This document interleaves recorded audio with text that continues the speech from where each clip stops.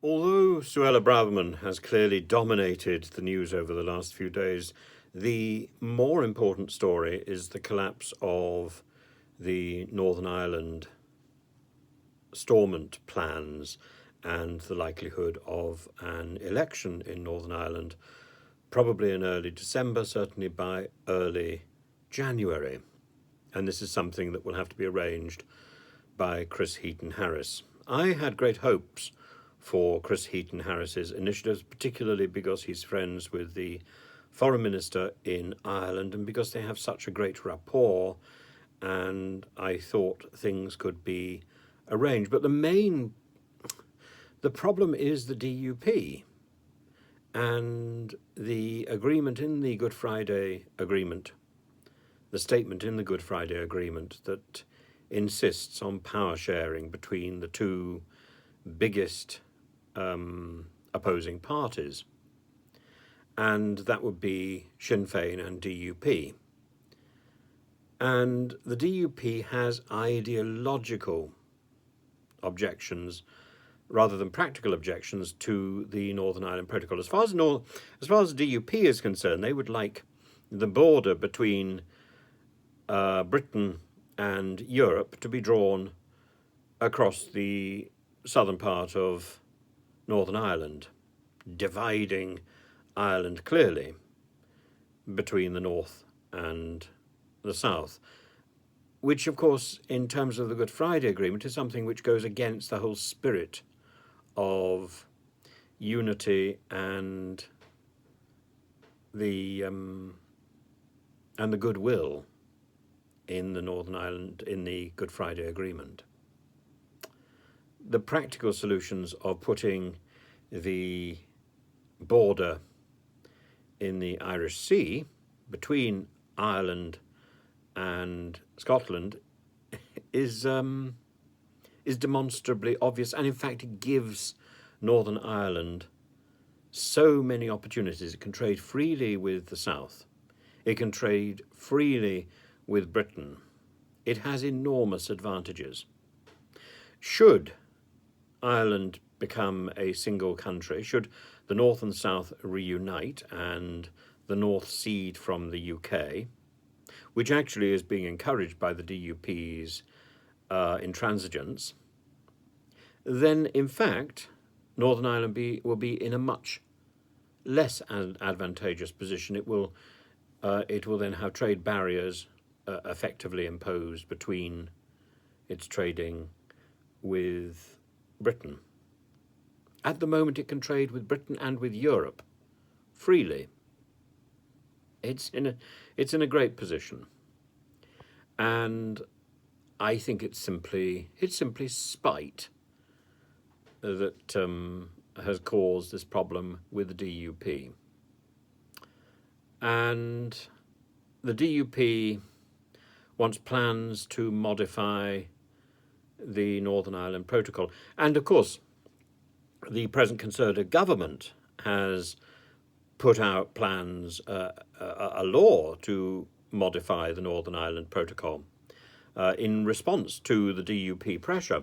It is an absurd and silly and frankly puerile move, because that in itself, if that were invoked, as indeed Lord Frost tried to invoke it and was then very firmly pulled to attention, that's Article 16, that would automatically bring down trade problems between ourselves and Europe, bigger than we've got at the moment. We have enough problems. We don't need to invite further problems in our relationship with Europe. I would love somebody to come round to the house and to give me 5 good benefits that our country has gained from Brexit. I can't see any. But then I didn't vote for Brexit. But I don't want to sound like a Remainer or a Ramona. I think we play the hand we've been dealt. But messing up with the Northern Ireland Protocol, I think, is probably to make things significantly worse. So the best we can do and I'm sure Europe was only too happy to do this, is to fudge things, is to push for some minor concessions from Europe in return for some goodwill from the DUP, but that goodwill doesn't seem to be forthcoming. And as I say, the DUP seems to be intransigent. What is going to happen? I think the logical thing is that probably within about 20 years, Ireland will cede from the UK and become part of a greater Ireland, and the DUP will be responsible for that. And it could be a good thing. It could be a good thing. I think equally the mess that Liz Truss has created and the devaluing of sterling is going to make it almost inevitable that Scotland equally cedes from our union and opts for the euro currency. Now, there's a big debate at the moment about whether Nicola Sturgeon was right to say that a new country going into Europe doesn't have to have the euro. She's correct. It's not imposed, but it is legally expected. And this has been clarified today. The Times ran an article about it and confirmed what I thought was already the case. So yes, there could be some fudging for a few years, but in the end, the euro would be the currency that would be adopted by any new state. And what else is going on? Well, as I say, the Braverman's dark fantasy politics are pulling focus from all these other important things.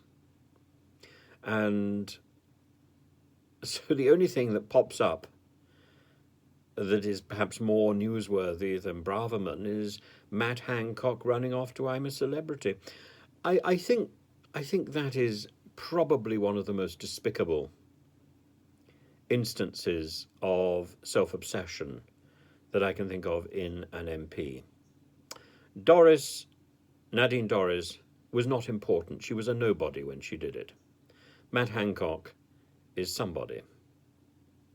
I look forward to hearing, I probably won't see it, but I look forward to seeing the YouTube imagery of him humiliating himself like George Galloway, because that's really what he deserves.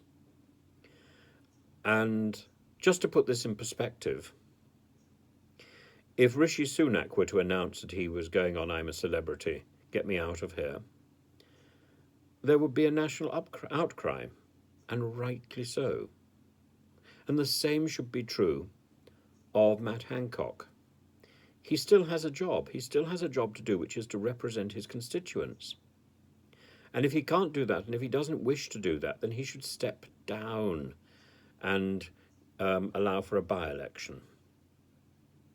And more than that, I think at a time when we've got a migrant crisis, I use the term very carefully, maybe I'm a Celebrity, Get Me Out of Here is again a silly show to be doing. Maybe what he should be doing is going to the detention centre in Kent and trying to live with the migrants there as they are being forced to live under the direction of Suella Braverman. Put the cameras in. Let's see what that life is like. Then maybe he can justify being on camera. Then maybe he can justify it.